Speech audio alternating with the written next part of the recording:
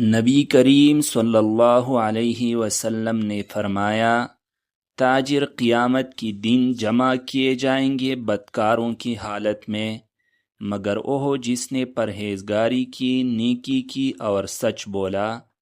تجارت ایک اہم پیشہ ہے، اس سے روزی کمائی جاتی ہے، مگر اس میں سچائی اور دیانت ضروری ہے۔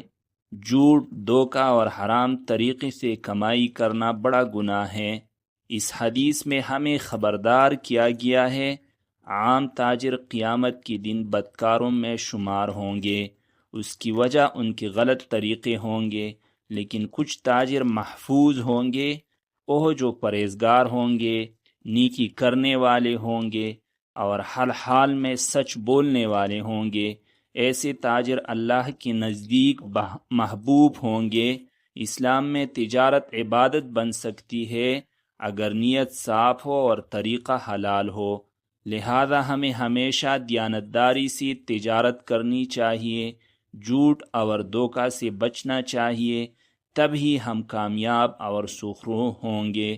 اللہ تعالی ہمیں اس حدیث پر عمل کرنے کی توفیق عطا فرمائے۔ والسلام علیکم ورحمۃ اللہ وبرکاتہ۔